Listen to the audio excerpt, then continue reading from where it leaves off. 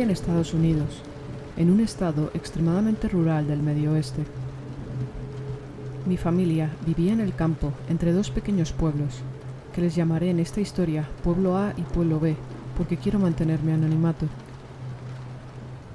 Había ido al colegio en ambos pueblos pequeños y conocía a la mayoría de las familias de la zona, ya sea por su nombre o por su cara. Una noche, alrededor de las 10 o 11 de la noche, salía de un partido de baloncesto de la escuela de secundaria del pueblo A y me dirigía al pueblo B. Mi casa donde vivía estaba un poco antes de llegar al pueblo B. Tenía alrededor de 15 años y conducía con un permiso escolar de conducir, bastante más tarde de mi hora límite para llegar a casa. Le había pedido prestado el coche a mi tío, un Toyota de principios de los 90. Sin saberlo, el coche tenía una fuga en el tanque de gasolina, que hizo que me quedara sin combustible después de recorrer 5 o 6 millas fuera del pueblo, y me quedaban por lo menos 7 millas por recorrer. Estaba en un largo tramo de carretera que servía como atajo entre dos carreteras principales en los pueblos antes mencionados, y no estaba muy transitada, al ser una carretera secundaria. Había algunas casas, pero estaban muy separadas, y en ese momento apenas había cobertura para llamar con el teléfono móvil. Intenté llamar por teléfono, pero fue inútil. No tenía ni una barra de cobertura. Esperé un rato sentado en el arcén, apagando y encendiendo mi móvil, con esperanzas de conseguir más cobertura. Después de un rato esperando, finalmente se detuvo una camioneta roja. Parecía bastante nueva y tenía el logotipo de una empresa constructora en el costado.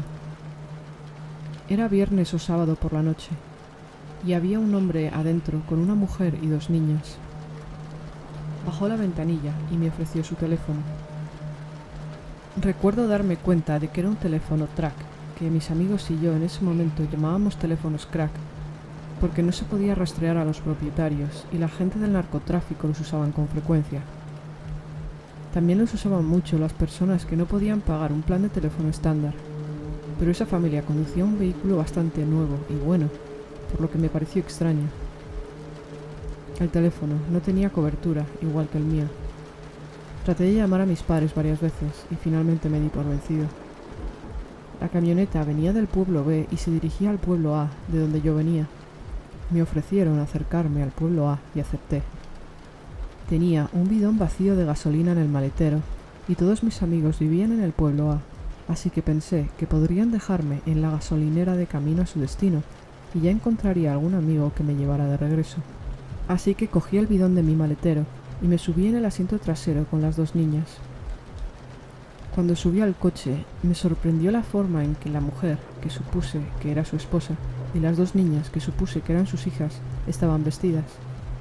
Las familias conservadoras, como los Amish, son bastante frecuentes en el estado en el que vivo. La mujer y las niñas vestían faldas largas y gruesas, con blusas abotonadas y gorros finos en la cabeza.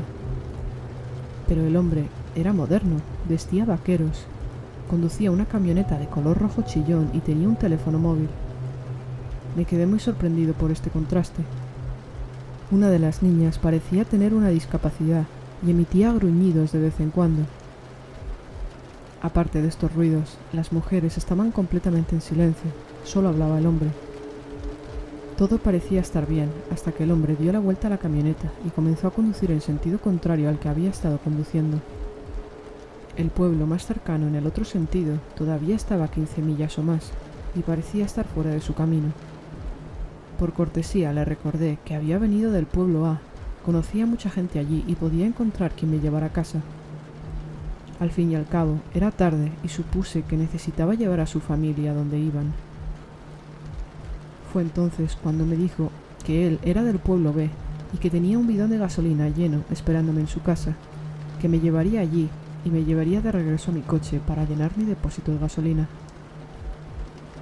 Todavía tratando de ser educado, le dije que no era necesario y que mi casa estaba de camino a la ciudad B, a solo unas pocas millas de distancia, y que podía dejarme allí. Él no respondió. Empecé a sentir que algo iba mal. Soy de un área donde la gente hace todo lo posible por ayudar a los demás, pero esto me pareció demasiado. Había insistido en numerosas ocasiones en que no tenía que desviarse casi 30 millas de su camino para conseguirme gasolina. Simplemente podría dejarme de camino a su destino, o si quisiera asegurarse de que llegaba bien a casa, podría incluso dejarme en casa. Empecé a sentirme muy intranquilo y comencé a hablar para entablar una conversación sobre alguna trivialidad.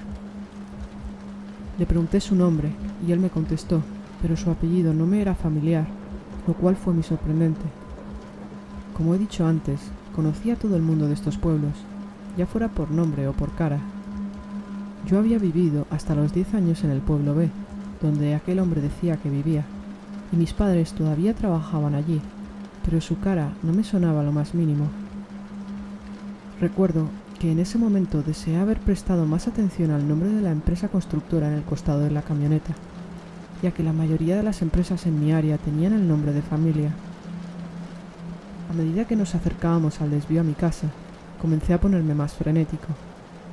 Me di cuenta de que estas personas, que ni siquiera parecían demasiado amigables, insistían en que nos apartáramos por completo del camino, a altas horas de la noche, en una comunidad rural, para arreglar un percance bastante común. Nada tenía sentido. No tenía ni idea de quiénes eran, nunca los había visto antes y no sabía qué querían conmigo. Incluso si no era lo que estaban tratando de hacer, secuestrarme y hacerme desaparecer sería una tarea bastante fácil en ese momento. De repente, algo hizo clic en mi cabeza y empecé a gritar. Empecé a decir que me dejaran en mi casa, pero nadie en el coche parecía haberme escuchado. Todos me ignoraban. Finalmente, en un ataque de pánico, grité a todo pulmón que esta era mi salida y que me llevara a casa en ese mismo instante. Por primera vez, la esposa habló y le gritó al hombre, enfadada y algo molesta, que me llevara a casa. Fuera de los gruñidos de una de las niñas, el coche se quedó en silencio. El hombre, ahora bastante enfadado, cogió mi salida y llegó hasta mi casa. Me dejó salir y luego dio marcha atrás para salir del camino de entrada, tan rápido que las llantas escupieron grava y ni siquiera pude ver la placa o el nombre de la compañía a través del polvo. Corrí adentro y desperté a mis padres para contarles lo que acababa de pasar. Al principio estaban bastante enfadados porque había pasado con creces el toque de queda, pero en cuanto entendieron la gravedad de lo que acababa de pasar, se quedaron en silencio y mi madre me dio un abrazo. No estoy seguro de cuáles eran las intenciones de esa gente, pero estoy seguro de que no era nada bueno.